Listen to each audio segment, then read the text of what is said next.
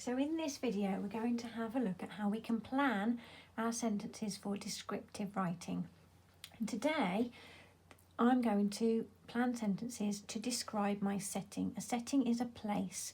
Now I've got a picture here of a park. If you've got this picture you can get it out of your pack and have a good look at it. But what I'm doing today, or what I'm showing you today, you can use to help you describe any kind of setting. It might be a jungle setting, it might be an ocean setting. So the same rules can apply. So you need to make sure you've had a good look at the picture. There's so many things to see in this picture. Imagine that you were in the park. What do you notice? Okay, now let's have a look at our grid that we're going to use to help us use lots of interesting words in our sentences. So our first column says prepositional phrase. Now that just means where. If you see an object, where is it? So there's lots of children who are on the path. There's a child that's behind the tree. There's a little boy who's by the fountain. In this column we're looking for words like behind, under, beside, in front of. Okay, describing where in the picture you can see things. You might see something that's in the sky. Okay, so we're thinking about where the object is, so that when your reader reads your sentence, they can imagine where that object is in the picture. Our next column is our expanded noun phrase. Okay, this is, to make this, we're going to use an adjective or maybe a couple of adjectives and a noun. So the what, okay? This might be a person in the picture, it might be a tree, a bench, the gates, some flowers, the birds. There's lots of different things that you can see, or if your setting is somewhere else, there's all sorts of things that you might see. Our next column is our verb and our adverb. So whatever our noun is, we're going to think about what they are doing. Think about our doing word, our verb. So are they running, jumping, singing, playing? If it's something inanimate like a tree, it could be standing. We can say the tree is standing tall. The flowers might be waving in the wind or dancing. Think about what the object is doing.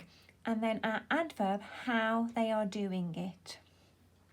And finally, we might like to add a simile. Okay, this makes our writing interesting because it compares something to something else. If every single sentence had a simile, it might get a little bit repetitive. So you might choose not to use a simile. You might just add some extra information. Okay, or you might add a conjunction to extend your sentence differently. So let's make a start then. First of all, I've spotted this girl over here. Okay, so where is she? She's behind the tree. I'm going to write that into my first box. Behind the tree. What can I say? I'm going to think of an adjective to describe my girl. I think she's a happy girl.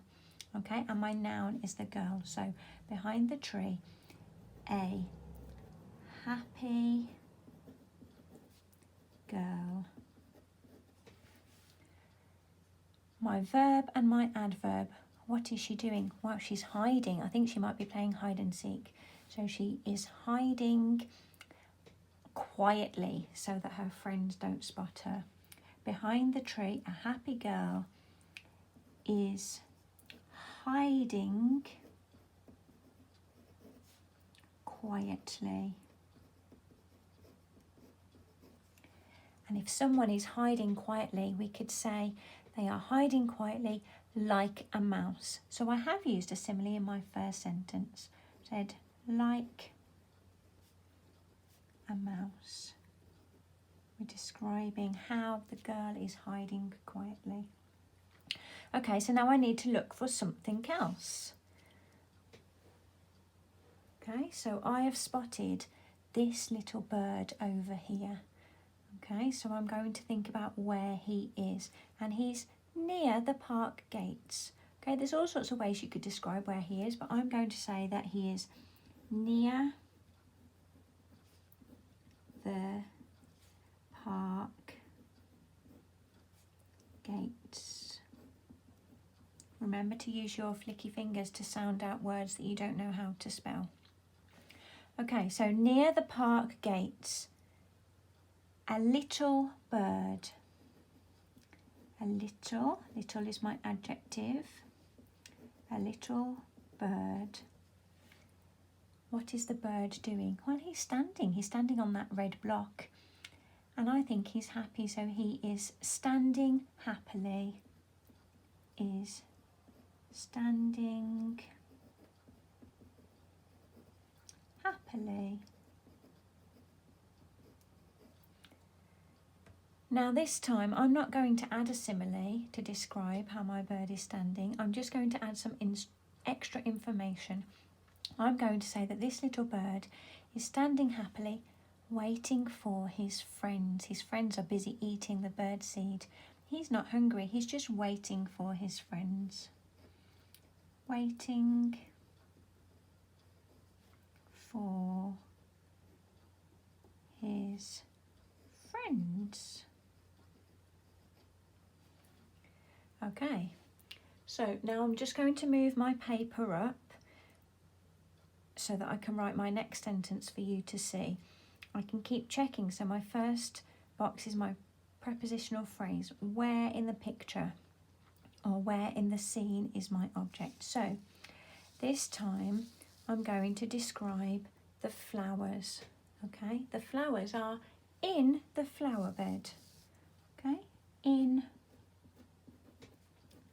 the flower bed. Okay, I'm going to think of an adjective to describe the flowers. I'm going to say that they're pretty flowers. You could use beautiful flowers, delicate flowers, colourful flowers. Think about words that you could use to describe the flowers. So, in the flower bed, some pretty flowers. Now I need to think about what my flowers are doing. Okay, I need to think of a verb and an adverb. So what are my flowers doing?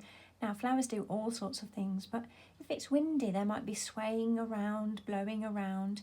You might even say they're dancing because of how they're moving around. I'm going to say they are swaying gently.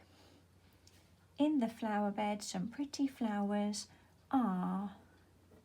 Now if I only had one flower, I would use the word is.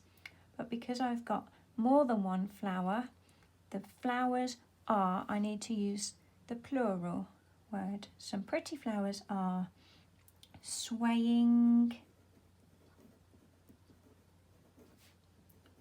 gently. Then I need to think about whether I'm going to use a simile or whether I'm just going to add some extra information. I just want to say the pretty flowers are swaying gently in the breeze. Remember, you don't have to use a simile in every sentence.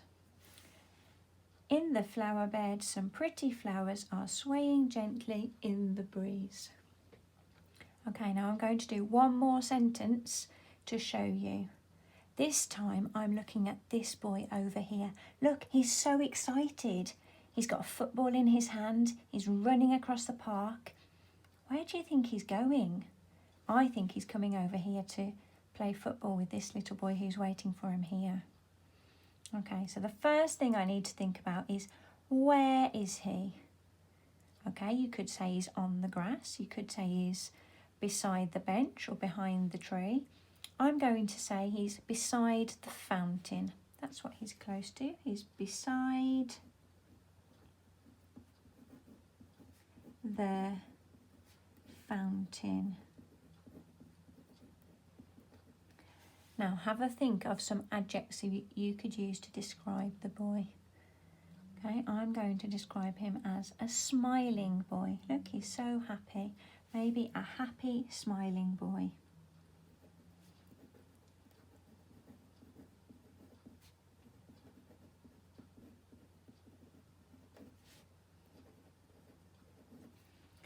Beside the fountain, a happy smiling boy. Now what is he doing?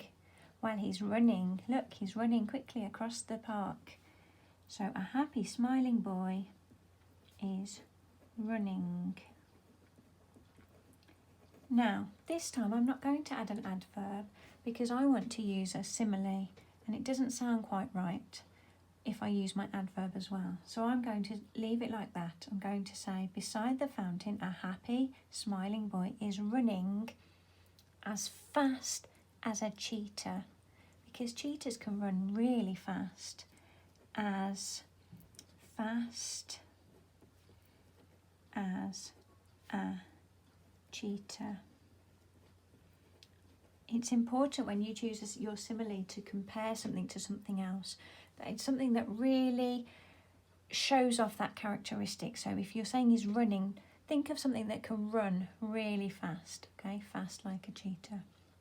Okay, I'm going to stop there. Okay, so I've planned out my sentences. Now make sure you check back in the next video where I'm going to come back to this piece of paper and I'm going to edit my work and I'm going to see if I can improve any of my sentences. Okay, sometimes we might like to make changes when we think of better words that we can use. So make sure you check back in the next video sometime later this week.